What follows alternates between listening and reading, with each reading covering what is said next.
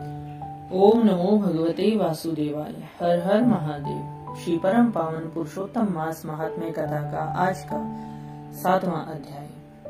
छठे अध्याय में श्री विष्णु जी भगवान श्री कृष्ण के आगे अधिमास की सारी व्यथा सुनाते हैं। तब श्री कृष्ण विष्णु जी को क्या समझाते हैं, अधिमास की समस्या का किस तरह निवारण करते हैं, वो आज के अध्याय में। बोली श्री कृष्ण भगवान की जय हो। श्री विष्णु भगवान की जय हो। सूत जी बोले, हे तपोधन, आप लोगों ने जो प्रश्न किया वही प्रश्न नारद ने नारायण से किया था कि श्री कृष्ण ने अधिमास की समस्या का किस तरह निवारण किया। नारद ने कहा, विष्णु ने अधिमास का अपार दुख निवेदन करके जब मौन धारण किया, तब हे बद्रीपते पुरुषोत्तम ने क्या किया, सो इस समय आप हमसे कहिए। श्री नारायण बोले, हे वत्स, गोलोकनाथ श्री कृष्ण ने विष्णु के प्रति जो कहा वो अत्यंत गुप्त है, परंतु भक्त, आस्तिक, सेवक, दम्भ रहित अधिकारी पुरुषों को ये वचन कहने चाहिए। अतः मैं सब कहता हूँ, सुनो। ये जो कथा मैं आपको सुना रहा हूँ, ये आख्यान सत्कीर्ति, पुण्य, यश, सुपुत्र देने वाला है, राजा को वश में करने वाला और दरिद्रता का नाश करने वाला है। ये कथा बड़े बड़े पुण्य कर्मों के करने से सुनने को मिलती है। जिस प्रकार इसको सुने उसी प्रकार अनन्य भक्ति से सुने हुए कर्मों को करना भी चाहिए। सिर्फ सुनना मात्र ही नहीं है, जो कर्म इस कथा में बताए जाएं, इस आख्यान में बताए जाएं, उन कर्मों का पालन भी करना चाहिए। श्री पुरुषोत्तम बोले, हे विष्णु, आपने बड़ा अच्छा किया जो मलमास को लेकर यहाँ आए। इससे आप लोक में कीर्ति पाएंगे, लोक में आपकी कीर्ति बढ़ेगी। आपने जिसका उद्धार स्वीकार किया, समझो हमने उसको स्वीकार कर लिया। अर्थात जिस भक्त को आपने स्वीकार कर लिया वो हमें भी स्वीकार हो गया। अतः इसको हम अपने समान सर्वोपरि रखेंगे। गुणों से, कीर्ति के अनुभाव से, षडैश्वर्य से, पराक्रम से, भक्तों को वर देने से और जो भी मेरे गुण हैं उनसे मैं पुरुषोत्तम जैसे लोक में प्रसिद्ध हूँ। वैसे ही ये मलमास भी लोकों में पुरुषोत्तम करके प्रसिद्ध होगा, अर्थात इसका नाम भी पुरुषोत्तम विख्यात होगा। मेरे में जितने गुण हैं वो आज से सब मैं इसको देता हूँ। पुरुषोत्तम जो मेरा नाम लोक वेद में प्रसिद्ध है वो आज से मलमास का नाम हुआ। हे मधुसूदन, आज मैं इसे अधिमास का स्वामी बनाता हूँ। आज से अधिमास का स्वामी मैं स्वयं हूँ, ये समझो। इसके पुरुषोत्तम नाम से सब जगत पवित्र हो जाएगा। मेरी समानता पाकर यह अधिमास सब मासों का राजा होगा, अर्थात जितने भी मास हैं सबसे ऊपर पदवी अधिमास की होगी। यह अधिमास जगत पूज्य होगा, जगत से वंदना करवाने के योग्य होगा। इसकी पूजा और व्रत जो भी प्राणी करेंगे उनके दुख और दारिद्र्य का नाश होगा। चैत्र आदि मास जो भी हैं वो सकाम है, लेकिन हमने अधिमास को निष्काम किया। इसको हमने अपने समस्त प्राणियों को मोक्ष देने वाला बना दिया है। जो प्राणी सकाम अथवा निष्काम होकर अधिमास का पूजन करेगा वो अपने सब कर्मों को भस्म कर निश्चय ही मुझको प्राप्त होगा। ऐसा वरदान मैं अधिमास को देता हूँ।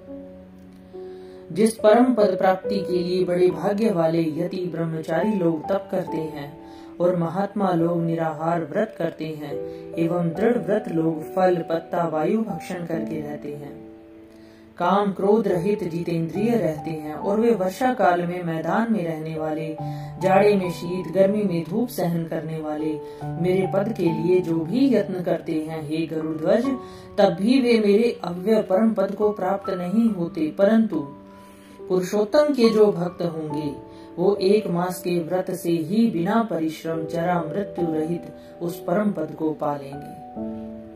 अर्थात सब सत्कर्मों से ऊपर श्री पुरुषोत्तम मास में व्रत करने से मिलेंगे। तो ये मास सर्वोत्तम कहा जाएगा। यह अधिमास व्रत संपूर्ण साधनों में श्रेष्ठ साधन है और समस्त कामनाओं की फल की सिद्धि को देने वाला है। इस पुरुषोत्तम मास का व्रत सबको करना चाहिए। हल से खेत में बोए हुए बीज जैसे करोड़ों गुना बढ़ जाते हैं, वैसे ही पुरुषोत्तम मास में किया हुआ पुण्य करोड़ों गुना अधिक फल देगा।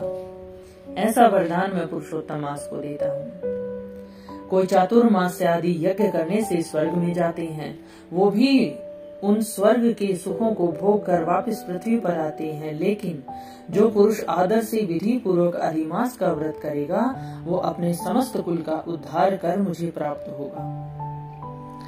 इसमें संशय नहीं। मुझे प्राप्त होकर प्राणी पुनः जन्म मृत्यु भय से युक्त आदि व्याधि जरा से ग्रस्त संसार में फिर कभी नहीं आता, अर्थात वो मोक्ष को प्राप्त कर लेता है।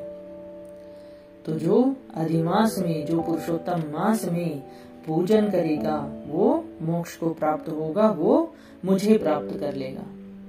जहाँ जाकर फिर पतन नहीं होता, वो मेरा परम धाम है, ऐसा वेदों का वचन है। और ये सत्य है, असत्य कैसे हो सकता है। अर्थात जो पुरुषोत्तम मास में पुण्य करेगा, वो मेरे परम धाम को प्राप्त होगा। यह अधिमास और इसका स्वामी मैं ही हूँ, और मैंने ही इसे बनाया, और पुरुषोत्तम जो मेरा नाम है, वो भी मैंने आज से इसे ले लिया। अतः इसके भक्तों की मुझे दिन रात चिंता बनी रहेगी। उसके भक्तों की मनोकामनाओं को मैं ही पूर्ण करूंगा, और कभी कभी मेरे भक्तों का अपराध भी गणना में आ जाता है, परंतु पुरुषोत्तम मास के भक्तों का अपराध कभी भी मैं नहीं गिनता। हे विष्णु, मेरी आराधना से मेरे भक्तों की आराधना करना मुझे प्रिय है। मेरे भक्तों की कामना पूर्ण करने में मुझे कभी देर हो भी जाती है, किंतु मेरे मास के जो भक्त होंगे, उनकी मनोकामना पूर्ण करने में मैं कभी विलंब नहीं करता। मेरे मास के जो भक्त हैं, वो मुझे अत्यंत प्रिय हैं। जो मनुष्य इस अधिमास में जप दान नहीं करते, वे महामूर्ख हैं, और जो पुण्य कर्म रहित प्राणी स्नान भी नहीं करते एवं देवता तीर्थ द्विजों से देश करते हैं, वे दुष्ट होते हैं, अभागी होते हैं, दूसरों के भाग्य से जीवन चलाने वाले होते हैं। जिस प्रकार खरगोश के सींग कदापि नहीं होते, वैसे ही अधिमास में स्नान आदि न करने वालों को स्वप्न में भी सुख प्राप्त नहीं होता। जो मूर्ख मेरे प्रिय मलमास का निरादर करते हैं, वो मलमास में धर्माचरण नहीं करते, वे सर्वथा नरकगामी होते हैं। अर्थात इस मास में, मलमास में, पुरुषोत्तम मास में पूजन पुण्य कर्म करने चाहिए।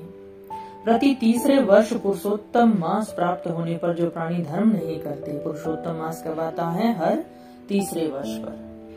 और जो प्राणी इस समय धर्म नहीं करते, वे कुंभिपाक नरक में गिरते हैं। इस लोक में दुख रूपी अग्नि में बैठे स्त्री, पुत्र, पौत्र आदि से उत्पन्न बड़े भारी दुखों को वो भोगते हैं। जिन प्राणियों को यह मेरा पुण्यतम पुरुषोत्तम मास अज्ञान से व्यतीत हो जाए, अर्थात जो व्यक्ति इस मास को अनजान कर दे कि हम इस मास को जानते ही नहीं, ये कैसे आया कैसे गया, वो प्राणी सुखी कैसे हो सकते हैं, जबकि ये मास सबको सुख, समृद्धि, शांति प्रदान करने वाला है।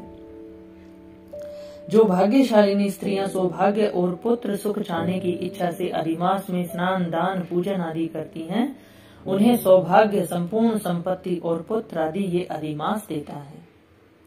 जिनका यह मेरे नाम वाला पुरुषोत्तम मास दान आदि से रहित बीत जाता है, अर्थात जो इस मास में दान धर्म नहीं करते हैं, उनके अनुकूल मैं कभी नहीं रहता, और न ही उन्हें पति सुख प्राप्त होता है। भाई, पुत्र, धनों का सुख तो स्वप्न में भी उन्हें दुर्लभ हो जाता है।